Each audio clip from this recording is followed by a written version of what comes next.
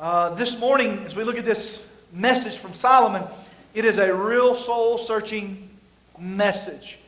I know last week, almost every week there's going to be a question that Solomon wants us to ponder. And so I kind of heard some of the scuttlebutt, and last week some of you were asking each other and trying to determine, and that's good. There's nothing wrong with that. I want you to really ask yourself, what is the purpose of what God is saying to us through the writer Solomon? But this week, I really want you to look down deep and answer this question as we look at it. Because as we look here, we're going to be in chapter 1 and chapter 2 of the book of Ecclesiastes. I entitled the sermon, Looking in All the Wrong Places. It may not be exactly where you think. What are the wrong places? Well, we're going to discern that. And how we're going to discern that is Solomon's going to show us. Solomon shares with us his whole lifetime's findings in a search for satisfaction. He's looking for satisfaction in life, and what he's going to do is share with us what he found. You know, I think our Wednesday night group, my grandfather had a saying, and you've heard me say it before. There's three types of people. Those who learn from other people's mistakes, those that learn from their own mistakes, and then there are those of us who never learn, right? No amens, huh? We're not starting out well here. Start with honesty. What Solomon shows us is that we're all searching for something. So I want you to listen to what he says as he brings back. He's introducing his report. Let's read with me here in chapter 1, starting in verse 12. He says, I. Now that's important. In Bible terms, whenever the Bible, in their way and style of writing, whenever it repeats something more than once, it's an exclamation mark. He says, I, the preacher, have been king over Israel and Jerusalem. You see, he has a sermon, he has some findings, he has something significant to teach us, to say to us. Something we all need to take to heart. He says, and I applied my heart to seek and to search out by wisdom all that is done under heaven. It is an unhappy business that God has given to the children of man to be busy with. Here it is again, I have seen everything that is done under the sun. He's experienced everything there is to experience. He's an expert. And behold, all is vanity and striving after wind. What is crooked cannot be made straight, and what is lacking cannot be counted. I, there it is again, said in my heart, I have acquired great wisdom, surpassing all that were over Jerusalem before me. And my heart has had great experience of wisdom and knowledge. Now, I want to stop there, and I want you have to get into this and set yourself where he's coming from to understand all that he's saying. He's going to give you years, like 40 years worth of his findings and his experiences. But mind you, Solomon had children. Often I'm asked, Pastor, we look at Israel and they were just on track with God, and then boom, the next generation, they were off track. How did that happen? How do you think it happened? The next generation's trained by the lives we live. Not the messages we preach, the lives we live. And so Solomon's son, incredible failure.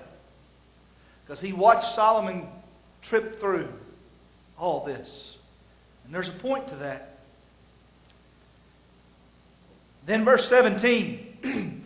And I applied my heart to know wisdom and to know madness and folly. I perceived that this also is but a striving after wind. For in much wisdom is much vexation, and he who increases knowledge increases sorrow. We'll get to that and what that means. It's important.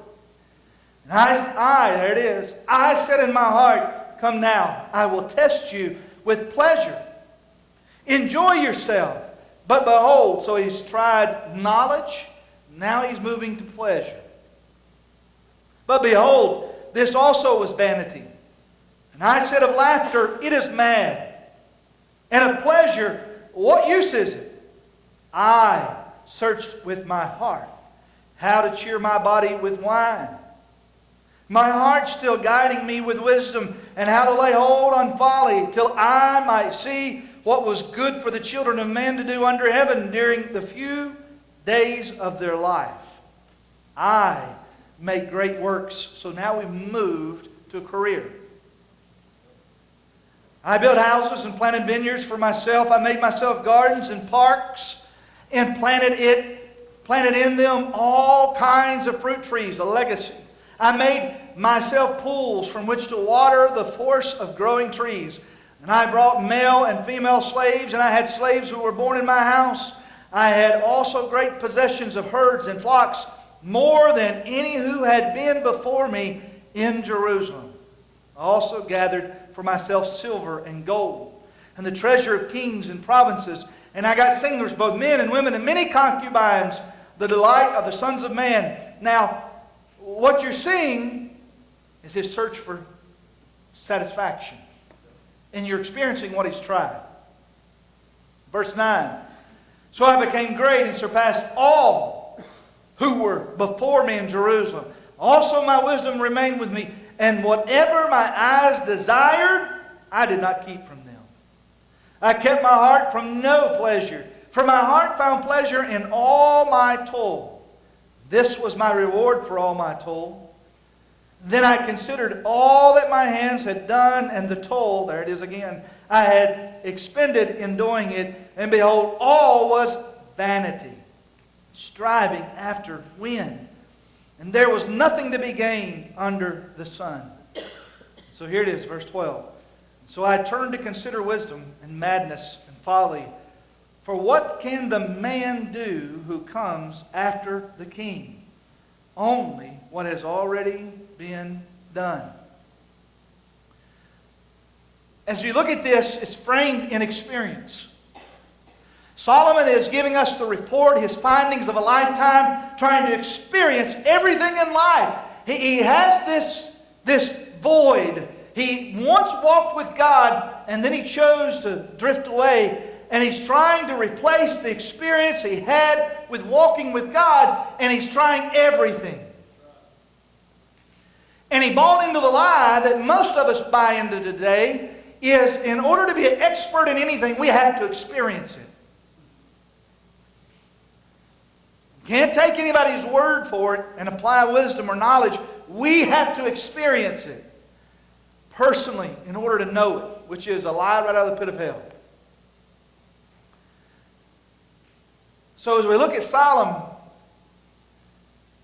here's the thing. Do you notice the I did it? See, it frames everything in he had to experience it. What's interesting is, you remember I mentioned his son? He did not have to experience everything in order to learn the answer to the question that he was looking for, which is satisfaction. All Solomon had to do was look at David, his father. The Bible tells us that he was a man after God's own heart. But rather, Solomon said, I've got to go see for myself. And so therein is the lie, the trap that he fell into. Verse 12, I. Verse 13, I. Verse 14, 16, 17. And even into chapter 2, verse 1, 2, and all the way through, he said, I. And here's what he discovered. He discovered the meaninglessness of life without a relationship with God. Not religion, but God. Here's the question I want you to answer today. What are you really looking for in life? What are you really searching for in life? You say, well, before you answer it, I want you to stop and look at what you're pursuing. Because what you're pursuing in life, it'll tell you a whole lot about what you're really trying to find in life. What are you pursuing? You might be pursuing one of the things that Solomon has in his list here. And you don't have to personally go experience the depths of sorrow and despair that he went through in order to figure out that they lead nowhere. Because let me ask you a question. As you look at whatever it is you're pursuing, they all start the same. When you pursue anything other than a genuine relationship with God, they start out, as any new experience starts out, exciting. And yet when you get into the middle of it and see that it's actually hollow, you realize there's nothing of substance there. So as your pursuits, as you're looking at what you're pursuing in life or what you have pursued in life, let me ask you this question. Are you really satisfied? Or what are you missing? Verse 14, he gives us a little hint of his findings. He says, it's all vanity. It means vexation. He's grasping, and yet he started that experience, that conquest down that road and thought, man, this is new. This has done it. It's that first initial high that you get in a new experience, and then he realizes that it doesn't last. He says he's chasing after the wind. Let me draw you a picture of what the Hebrew paints a picture of. How many of you, when you were small or you played with your children or your grandchildren, you took a dandelion and blew it, and what happens? And you chase, or they chase.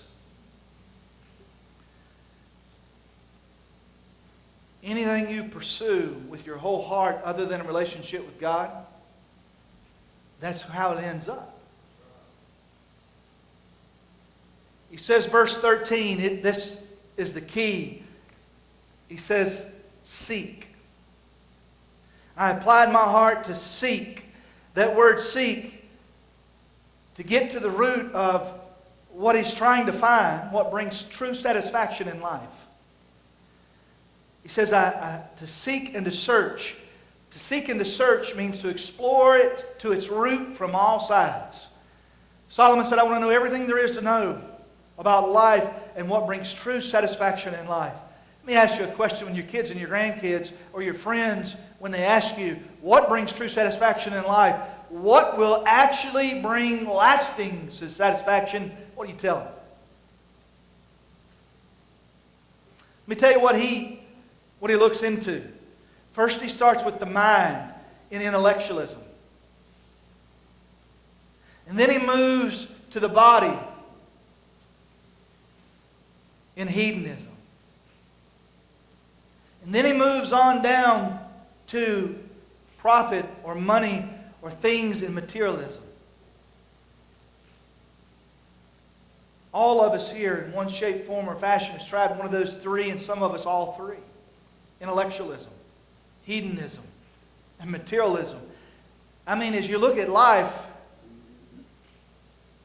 we've all been down those trails. You know what he said? They're empty. So let's look at why he says they don't do it. First one we see is the pursuit of happiness through education. Nothing wrong with education. But he's trying to unlock the mysteries of life. He's trying to find satisfaction in it.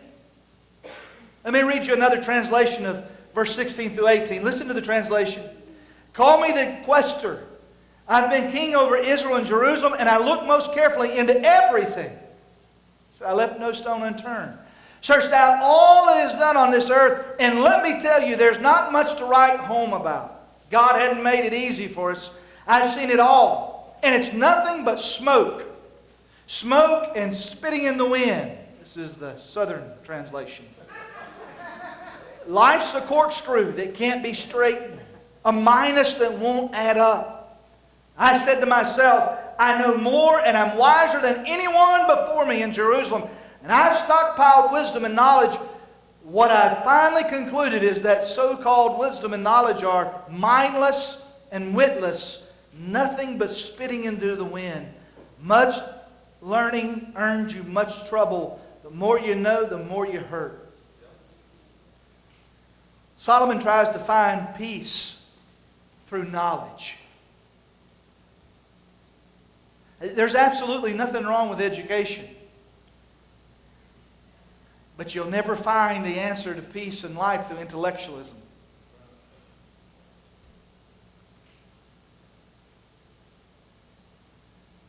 What's missing from that equation? James Dobson tells the story of a straight A student. True story. Name was Karen Chung. She was a 17-year-old from California. She took the SATs. She scored perfect on both sides of the test, both sections. She also had a perfect exam score in the rigorous University of California's acceptance index.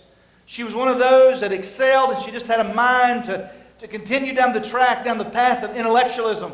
She had straight A's. She didn't study. There was, all of us went to school at one point or another with those kinds of people, right? She excelled in everything. And yet when she came to the middle of her school career, she asked, what is the meaning to life? She said, because all of my conquests, academic conquests, I found no answer. She says, I have no ideal, and I would like to know for myself. I'm not against education. Not at all. But I agree with T.S. Eliot. He said, all our knowledge brings us nearer to our own ignorance.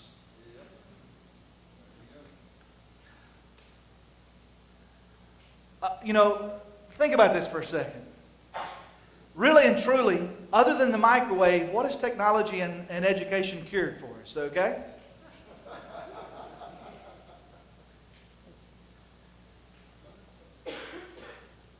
See, the problem is you don't understand advancement in knowledge and technology.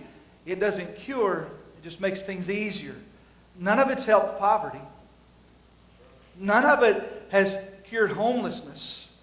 None of it has cured terrorism. None of our advancements have cured war. It's interesting. Do a lot of support to missions into Africa. And when I worked on the board of a missions organization and we delve into the issue of Africa, let me tell you what I learned. Africa, obviously one of the most uneducated nations on all the earth. And so a lot of people decided we need to pour money into education. If we can just educate them, that will cure their woes. Here's what we found as the big push to educate Africa. The results were the more we educated them, the more there was a rise in substance abuse. The more we educated them, there was a huge spike in sexual expression. Educating them did not cause AIDS transfer to go down. It went through the roof. The more we educated the African nation, it didn't help. So as you look at their education, all these freedoms that they were finding through education, did they bring happiness? Their mental health worsened as a nation. We found that most of them had feelings of emptiness, depression, hopelessness. Whereas very few felt sad. Now 25% of them felt sad. Then the more we educated them, the more we watched the suicide rate go up. 19% of them had considered suicide, which was something they'd never as a nation experienced before. For all of the education and their enlightenment, what it revealed was this.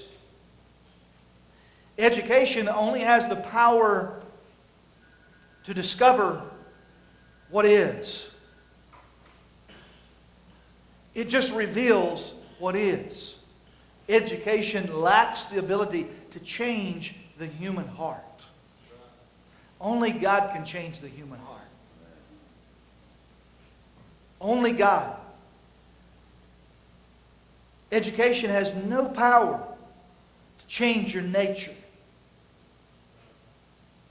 to bring satisfaction. See, that's the lie of our age. Only Jesus changes lives. Vance Havner, great old preacher, once said, old scholars have mastered whole libraries seeking wisdom, and yet only the janitors have benefited at all from the libraries. If education had the answer, wouldn't colleges, wouldn't the campuses, would they not be the most moral, ethical, and most spiritual places on the planet? They are not. I want you to listen to that question again. If education held the answer, Wouldn't our college campuses be the most moral, ethical, and the most spiritual places on the planet? Yet, they're the least in America. 1 Corinthians 13:2. And if I have prophetic powers and understand all mysteries and all knowledge, and if I have all faith as to remove mountains but have not love, I am nothing. That whole chapter 13 of 1 Corinthians is typically blown out of context. It's not about marriages. It's not only or exclusively about how we treat one another. That chapter is about who we are, what we were created to do, and without knowing God, we will always lack. We can try. Now you go back through 1 Corinthians 13 when you get home and you think, I can substitute knowledge, I can substitute gifts, I can substitute all these things, but the only thing that plugs into my heart and will make me whole is knowing God.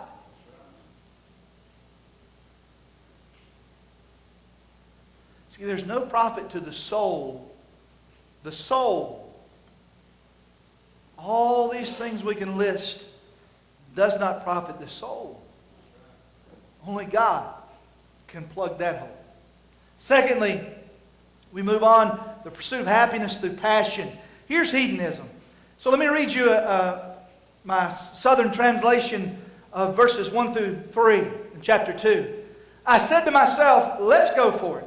Experiment with pleasure. Have a good time. But there was nothing to it, nothing but smoke. What do I think of the fun-filled life? Insane, insane. My verdict on the pursuit of happiness? Who needs it? With the help of a bottle of wine and all the wisdom I could muster, I tried my level best to penetrate the absurdity of life. I wanted to get a handle on anything useful we mortals might do during the years we spend on this earth. So, what do we have here? This is Solomon's what's done in Vegas stays in Vegas phase. So he tried enlightenment. It didn't work. And so now he moves on to hedonism. Pleasure. If I want it, if it feels good, try it. I want you to imagine something for a second. How far did he go, like everything else? When you read there that he had 700 wives and 300 concubines, do you understand what concubines were? By the way, just so I can put all of you at rest, I'm asked often by people who are lost, well, why don't we have more than one wife today? Well, other than a lot of practical things I'll share with you individually, God was never for multiple wives. You say, well, they did it. Do you understand? I gotta be careful what I say. I was going to say, you understand the source of his woes there. Not the wife, the wives, okay? But the point is, those 700 wives, what he had done was, he had substituted the wives for, they were, if you will, he had made treaties with border countries. Instead of trusting God to be the one who kept him secure, he had in himself tried that. But the 300 concubines, here's what they denote. They were not wives. They were women on his dime. That's what the concubines were. Can you imagine every night what it was at the castle or the palace of Solomon? It was the most lewd, wicked,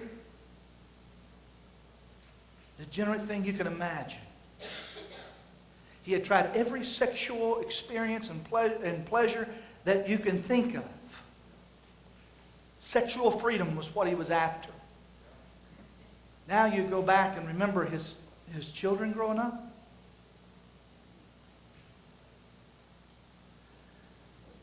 And he goes on to reference that. Do you know what hedonism is? It's a pursuit in the body, the physical, that says this is the only way that I can find wholeness, because it divorces or assassinates any hope of a spiritual side to life. And so he said, you know what, I'm going to go, if we're physical and we're only physical and we're these compounds made up, then I'm going to experience it to the fullest. There was an Indian from Indonesia named Britt.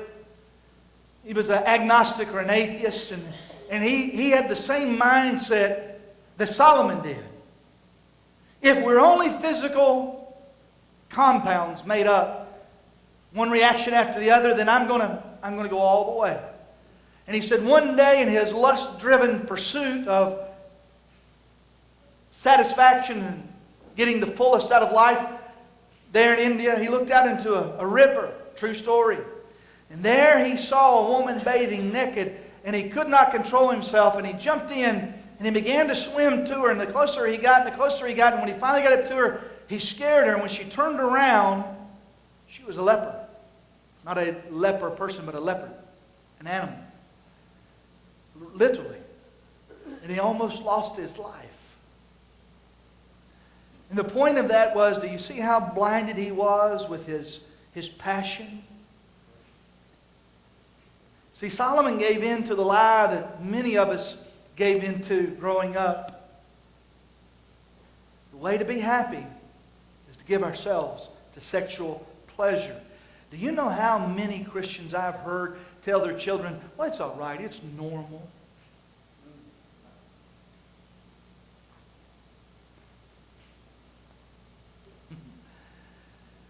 Teaching atheism, and you may not even realize it. You know what Solomon said? It drove him mad. Do you know what hedonism is? Extreme narcissism. Did you see it? I, all the way through. And it is something that has crippled our nation. Let me explain to you how it's done that. You will never be happy pursuing your own personal self-pleasures.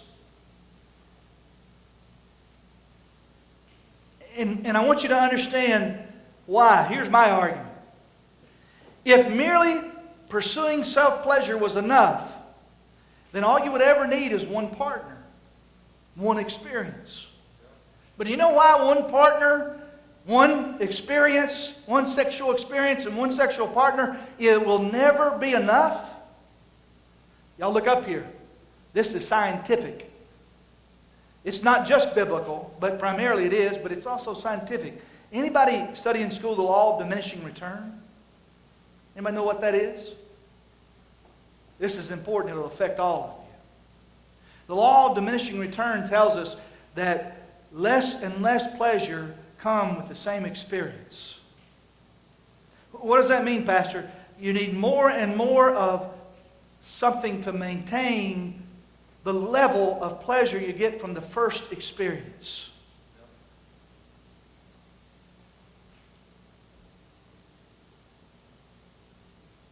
You will never have enough to satisfy you pursuing your flesh, pursuing sexual pleasures. Now look up here. I didn't say sex was wicked. God gave us sex. And when two married people committed to one another for life, a man and a woman, it is one of the greatest acts of worship there is. But when it is not a man and a woman in the confines of committed marriage, it is one of the greatest acts of adultery you can conceive. Yes, even when you tell your children and grandchildren, you're just sowing your wild oats, you're teaching them to pursue something that creates madness. Proverbs 14:13, even in laughter the heart may sorrow, and the end of mirth may be grief. You see, Solomon kind of reminds us of modern day. I mean, have you been watching the news? Right now, one of the biggest court battles ever is over a man and a wife, and they're fighting over their 7-year-old boy who decided he wants to be a girl. And there's a huge court case going on. You seen it in the news? Have you ever heard of anything so absolutely ridiculous?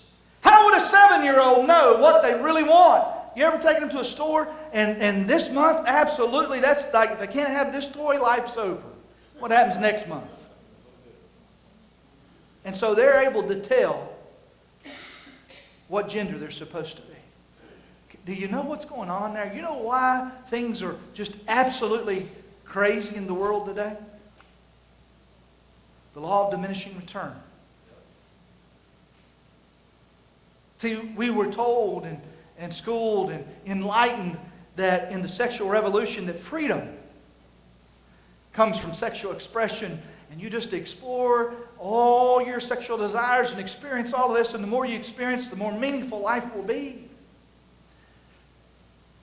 But what happens is when you violate true worship to God, you only worship an idol, and you have to continue to keep up and enlarge the experience in order to try to meet the counterfeit.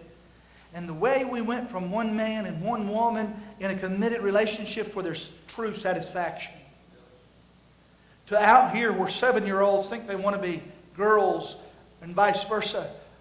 And over here where homosexuality rules the nation is the more you create a counterfeit and an affront to God, the darker and darker it gets. And this one experience is not enough, and you got to try something else, and you got to try something else, you got to try something else, and madness comes from it, and you go from over here to worship of God to over here, something you just can't even imagine.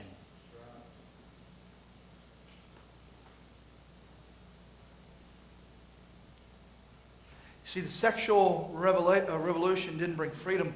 It has brought madness.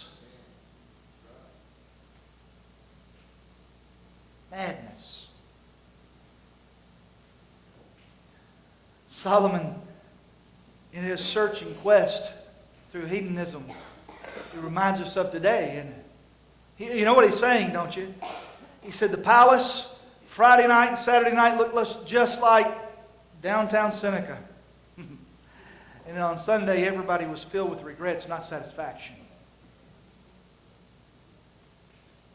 Regrets. Pleasure, the pursuit of pleasure ignores the spiritual reality of how we're made up. And only unhappiness results. Let me explain it to you this way. God created you this way.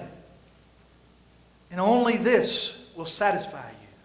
That's with a relationship with Him. And He did create sex for one man and one woman only, and nothing else, not one man, or one man and whatever, or one woman and whatever. None of that ever brings satisfaction. It just brings deeper, darker madness. It would be the same when we violate God's ideal. If we had a cow over here and a lion over here, and what does a cow eat? It's not a trick question. What does a cow eat? Grass. What's a lion eat? So if we take them and we swap cages with them, and we give the cow meat and we give the lion grass, what happens? They go mad. You cannot change their nature. And when you try to play God, all that will result is not fulfillment and expansion and growth. It's madness. And nothing will ever satisfy.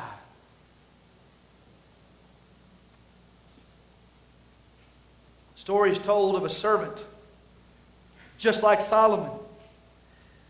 And he is in this pursuit for fulfillment. And it's overheard as he's looking, I'm going to pursue all these sexual experiences, or I'm going to pursue all these experiences. And his magic genie says, you know what? You can have anything you want. All you got to do is ask for it. And so he pursued all that he could this way, cars. He had every car you could think of. And then he decided to pursue homes, and he pursued this way. And then he decided to pursue wealth, and then he decided to pursue, and anything he wanted, he asked for. And he went on this way for a year. Anything he could imagine, all he had to do was ask for it, and he had it. Do you think he was satisfied? At the end of the year, the genie came back and said, well, tell me, have you found fulfillment in life?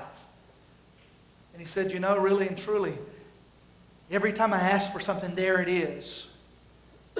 Instead of feeling like heaven, it feels like hell.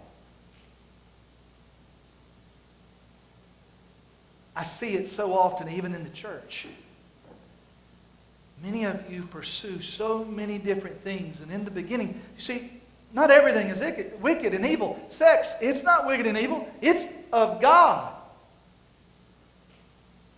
But whatever it is we pursue, whatever, when we leave the spiritual out of it, which is impossible, it turns into hell. There he says, verse 2 and 3, that he moved to liquor. So he moves from this, the partying, and he decides to go over here and try to numb his senses. Now, I don't want to be ugly or anyway. I don't track any of you. I don't look for any of you. But he wasn't a in-the-gutter drunk. He was a social drinker. Some of you may know I'm a teetotaler. I firmly believe the Bible is against alcohol. And I think one of the most dangerous animals that we have to contend with is the social drinker. I don't know too many people that, you have to worry about your teenagers looking at the drunk in the gutter and say, don't do that. That's pretty self-explanatory. Probably one of the most dangerous animals is the businessman, the older businessman, as he takes the younger businessmen out, and they're out, having a few cocktails. And the problem with that is, then there is, if you will, the father. The father who's out, and guess who he's discipling? The children. Can I ask you an honest question? The only thing I've found social drinking is good for is to numb the senses. We say to relax us. What do we need to numb the senses for? Solomon's children, watch this. All this. And it destroyed them. Again, we don't have to part ways. You can disagree with me about social drinking, and that's all right, but I think it's the most dangerous animal in the house. Because whether you like it or not, our lives are always teaching people. You'd be shocked and amazed how many times I have teenagers come to me and say, now, you don't hear me talk a lot about drinking. You don't. You can count on one, maybe two hands in 6 years how many times I've touched on the subject, only when it comes up in Scripture. But you'd be shocked how many teenagers come to me and say, preacher, so-and-so in this church, I thought they really loved Jesus. And I say, well, I think so too. And they say, well, I've seen them out wasted.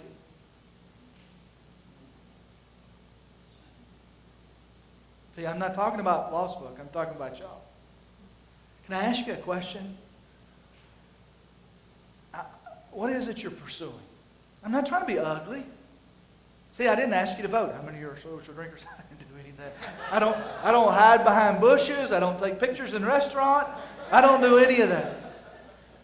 I try not to run into messes. They just kind of hunt me down. But how do you teach social drinking? How do you teach that? I'm just curious.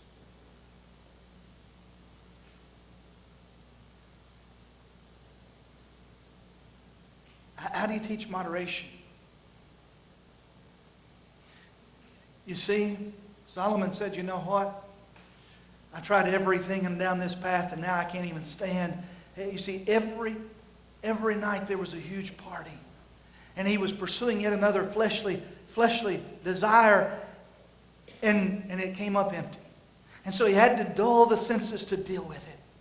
Don't you think he sat on that throne, and as he's sitting on that throne pursuing all that wickedness and that darkness, here come his children. How do you deal with that? Finally, he concludes the answer is not in the bottom. And I'm not trying to be argumentative, but you need to understand your life is teaching others. Do you know what most high schools, do you know what all colleges and really high schools and almost all middle schools revolve around today? The bottom. The bottom. We're teaching things we may not realize we're teaching. Third, the pursuit of happiness through his career. It's pretty incredible. Lord willing, December, the first part, I'll get to go back to Israel. But if you go over Israel, these pools that he describes here that we're reading about, he constructs these pools. He says in verse 6, I made myself pools from which to water the forests of growing trees. They're still there in Israel. You can literally go and find these huge pools that were made that he used to irrigate all the parks, his huge legacy that he was building. But that's all you find. And what's incredible was how he constructed these houses, these vineyards, these gardens, these hotels, all of this. His own house took 13 years to build. The house of Lebanon. He built one house for his wives, another for his concubines. He wasn't totally stupid. You know, he was... But here's what archaeologists say today. He was one of the greatest builders of any era. Any era. And yet none of it remains. There in verse 3, he refers to himself 3 times. And he's building all these legacies. These things to try to find some significance. And I see us do that all the time. We want to achieve this or achieve that. We had our men's meeting a couple weeks ago. One of the things that when I taught, I saw the men's eyes get real wide. You will never find satisfaction in your career. You are not what your job title refers to. Look up here for a second. Spend your life building relationships and not legacies. Because only relationships last for eternity. They have that ability to last for all eternity. Don't worry about building things with your name attached to them. Worry about building relationships with people that you will spend eternity with. Notice the eye trouble that Solomon has. Eye over and over. Here's the issue. One man wrote, we want so badly to believe that we earn our own ticket in life. And we want to believe that our proud individual accomplishments will lend us distinction and significance. After all, that would imply that we are in total control. That we are the captains of our souls. And as the poet put it, but only a brief search through history is required to call the roll of those who have walked in greatness, yet died in despair. Spend your life building relationships, not legacies. Fourth, he pursued happiness through wealth. Can I ask you a question? What is the nation that has the happiest citizens on the face of the earth?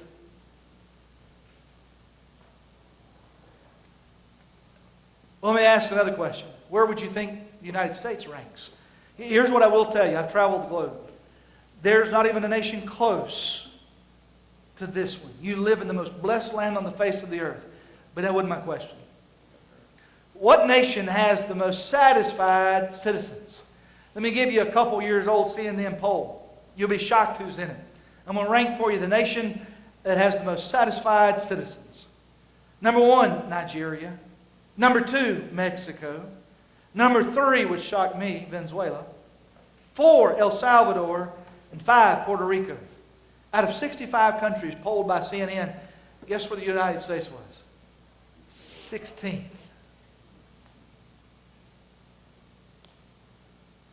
Here's what the survey concluded. Survey after survey has shown that desire for natural goods, which has increased hand in hand with average income, is a happiness suppressant. Jesus would agree. And He said to them, take heed and beware of covetousness, for one's life does not consist in the abundance of the things he possesses. Do you have any idea how rich Solomon was? He pursued all this, and now materialism. He's going after materialism. Let me read you just a little bit, and you can check me out later today. In 1 Kings 10:14, now the weight of the gold that came to Solomon in 1 year was 666 talents of gold. Let me do a little math for you. In our current rate, in today's economic situation, he was taking in annually over $304 million. But he didn't stop there. You heard his other businesses. Listen to what it says in 15. He says, besides that which came from the explorers and from the businesses of merchants and from all the kings of the west and from the governors of the land. And then listen to this in verse 21. All the kings Solomon's drinking vessels were of gold, and all the vessels of the house of the forest of Lebanon were gold. And he goes on to say there that in Solomon's era, I told you this last week, that he had so much gold and silver in Israel that they threw away silver. It was like rocks, pebbles all around Israel. They had so much that it had devalued itself that it was as worthless as a piece of gravel out in the road. His total combined yearly income was over $500 million. He had all of that, and yet he says it's worthless. What are you pursuing? Have you genuinely found satisfaction in life? C.S. Lewis later said this: the books or the music in which we thought the beauty was located will betray us if we trust to them. It was not in them, it came through them, and what came through them was longing. These things, the beauty, the memory of our own past, are good images of what we really desire. Images of what we really desire. But if they are mistaken for the thing itself, they turn into dumb idols, breaking the hearts of their worshipers. For they are not the thing itself, they are only the scent of a flower we have not found, the echo of a turn we've not heard, news from a country we've not visited. Now I want you to answer this in your own heart. I want you to ponder it all week. What are you really pursuing?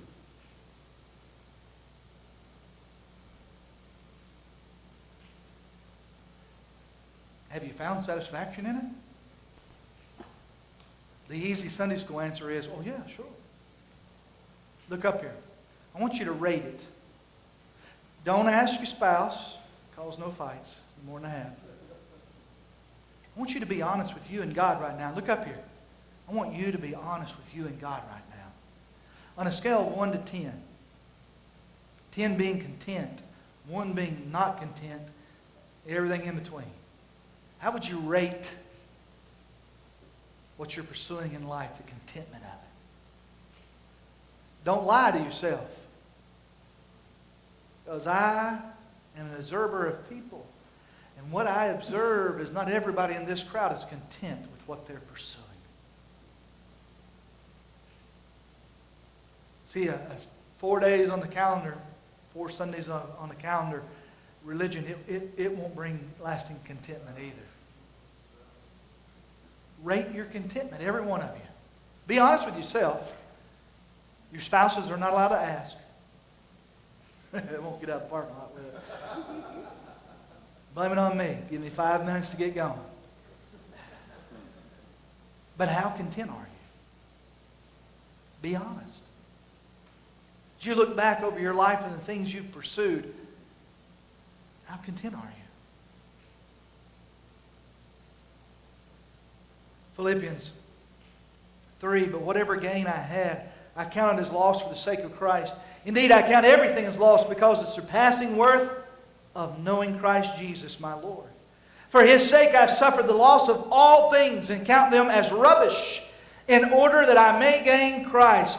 Besides Jesus, Paul said everything is rubbish. The King James says dung. That's a strong Greek word. It means human excrement. everything that you've pursued other than knowing Christ, it will end up working out to dung. All of the intellectualism. We see unhappy people pursue intellectualism. And I'm all for education. You won't find contentment or satisfaction in it. Hedonism, it is the idol of our day. Why do you think we have so much wickedness going on with our morality today? Why are little boys confused and little girls confused and men and women confused about how to choose a partner? Because we've experienced and tried all these other things, and you cannot find contentment there. Only madness. And yet the rest of us have pursued things. And yet when we get to the end of our life, we'll look back and wish we'd given that time for the pursuit of those legacies to the relationships we sacrificed in the pursuit of those things. When you pair up all this beside Jesus, it's done. The bars, the party, the partying, it's done. The liquor, the luxury, the cars, the rings, the houses, the businesses, besides Jesus, done. The careers you sacrificed so much for, done. People only truly come to Jesus when their other pursuits, they are found out to be empty. When they're found out to be vain, smoke. Can I ask you a question this morning? There's some of you here that you've substituted other things for the one true thing. Are you tired of the rat race?